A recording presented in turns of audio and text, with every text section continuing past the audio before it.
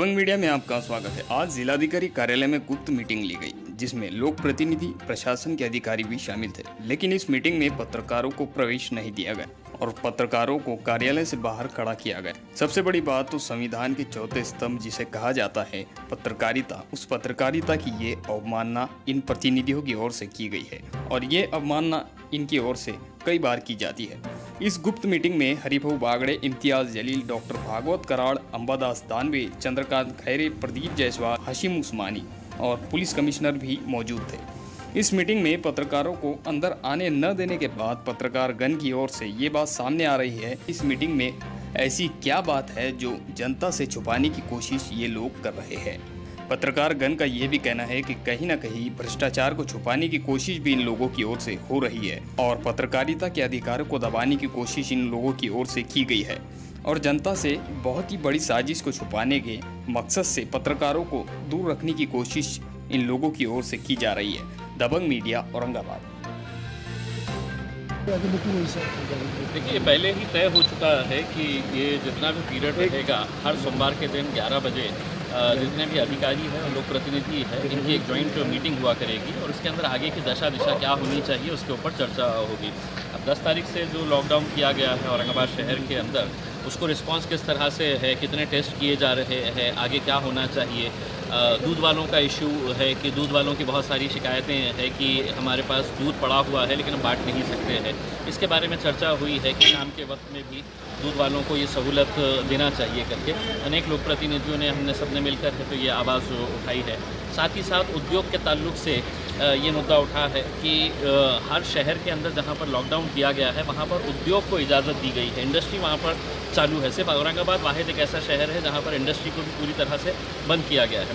लेकिन एक साझा राय ये बनकर आई है कि चूँकि एक कंबाइंड एफर्ट है जिसके अंदर प्रशासन की तरफ से, पुलिस की तरफ से, लोक प्रतिनिधि की तरफ से और जनता की तरफ से जो प्रतिसाद मिल रहा है, वो प्रतिसाद को देखते हुए 18 तारीख तक सभी ने अगर सहयोग करें तो एक उम्मीद की जा रही है कि जो कोरोना वायरस है उसके ऊपर कहीं ना कहीं असर पड़ेगा। दूसरा ये है कि यहाँ पर होटल्स को भी क्वारंटाइन सेंटर बनाने के लिए जो बात हुई थी उसके बारे में भी कि कितनी होटल्स आइडेंटिफाई हुई है कि जहाँ पर लोग अगर क्वारंटाइन सेंटर में नहीं जाना चाहते हैं, मैं पैसा भर के किसी होटल के अंदर जाना चाहता हूँ, तो वो होटल्स कितने आइडेंटिफाई हुए हैं। तो म्यूनसिपल कमिश्नर का कहना था कि तकरीबन अभी तक 4 होटल्स के बारे में उनके पास जानकारी आई है और होटल्स को भी वो रोपिन कर रहे हैं करके। तो एक यही साझा बात निकल के आई है कि 18 तारीख तक सभी लोगों ने सहयोग करें और इस कोरोना वायरस के खिलाफ जो जंग जारी है उसको कामयाब बनाए। भाई कुछ चैनल पे जो है तो न्यूज़ चल रही है कि लॉकडाउन 31 तारीख तक बढ़ा दिया गया है, उसका यहाँ पर इस बारे में ऐसा कोई ये नहीं है, कोई कंबाइन ऐसा फैसला नहीं लिया गया है। महाराष्ट्र में वैसे भी अगर देखेंगे तो पूरे महाराष्ट्र के अंदर ये फैसला नहीं लिया गया है कि हर जगह के ऊपर लॉकडाउन है। कई शहर ऐसे हैं जो अभी भी चालू है, लेकिन चूंकि औरंगाबाद के अंदर केसेस बढ़ रहे थे और ये लोकल अथॉरिटीज़ के ऊपर डिपेंड रहेगा कि वो सिचुएशन को एसेस करके लॉकडाउन बढ़ाना है या नहीं बढ़ाना है करके। अब ये है कि 18 तारीख तक देखेंगे कि उसका रिस्पांस कैसा आता है, उसके बाद में तो अगली जब मीटिंग रहेगी उसके अंदर ये तय की जाएगी। सर, ये जो न्यूज़ चल रही है कि लॉकडाउन बढ़ा दिया गया है 21 जुलाई तक, तो वो सही न्यूज़ है या नहीं? ये यहाँ के अपने 18 तारीख तक 18 तारीख तक, लेकिन गवर्नमेंट ऑफ महाराष्ट्र ने 31 जुलाई तक किया था। हाँ हाँ, वो लागू रहेगा। वो लागू रहेगा। वो कैसे लागू रहेगा? तो शाम को रहेगा शायद। ये पहले जो शाम का था ना, अभी तो जो लॉकडाउन अपनी 18 तारीख तक कम्प्लीट है। ये जनता कर्फ्यू 18 तारीख के बाद आगे नहीं बढ़ेगा? नहीं, आगे नहीं रहेगा क्योंकि लगाने वाले अपन ही है ना।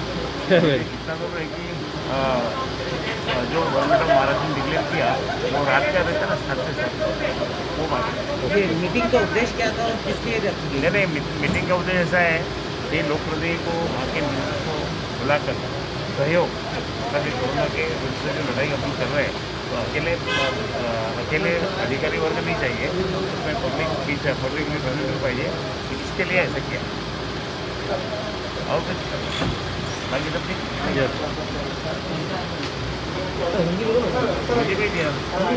हिंदी में आज 11 बजे कलेक्टर ऑफिस में संभाजीनगर शहर के कोरोना केसेस के बारे में आढावा बैठक हो गई। उसमें जिलाधिकारी उदय चौधरी साहब, म्यूनसिपल कमिश्नर पांडे साहब और पुलिस कमिश्नर चिरंजीव प्रसाद साहब उपस्थित थे और उन्होंने पूरा शहर का आढ़ावा दे दिया। वो देने के बाद हम लोग प्रतिनिधि ने कुछ क्वेश्चंस अराइज किए। उसमें पर्टिकुलरली जो एंटीवायरल जो इंजेक्शन्स है वो शहर में अवेलेबल नहीं है, उसके लिए क्या कर सकते हैं। बाद में टेस्ट जो हो रहे टेस्ट शहर में बढ़ गई है, 2300 से 2500 तक टेस्ट हो रहे हैं, लेकिन और बढ़ाने की ज़रूरत हमने मांग किया है और कुछ लोगों को क्वारंटाइन करने का भी मांग किया है ऐसा। और लॉकडाउन में सब अपने शहर के जो नागरिक है उन्होंने अच्छा रिस्पॉन्स दिया है, कोई भी घर के बाहर निकल रहा नहीं है। इसलिए मैं पहले तो पूरे इस शहर के नागरिकों का अभिनंदन करता हूँ। अच्छी तरह से लॉकडाउन चल रहा है और हमें उम्मीद है कि कुछ दिन में जो केसेस अभी लग रहे थोड़े बढ़ रहे क्योंकि टेस्ट ज़्यादा हो रहे हैं, लेकिन कुछ दिन में अभी कोरोना के पेशेंट्स कम होंगे ऐसा हमें उम्मीद है। सर जैसा कि आगे लॉकडाउन बढ़ने वाला है, इसके लिए अभी लॉकडाउन बढ़ने का कोई चांसेस नहीं है, आगे लॉकडाउन बढ़ने वाला नहीं है। हमारी बात हो रही है सर। वीडियोस देखने के लिए सब्सक्राइब करें, बेल आइकन दबाकर पाएं लेटेस्ट नोटिफिकेशंस।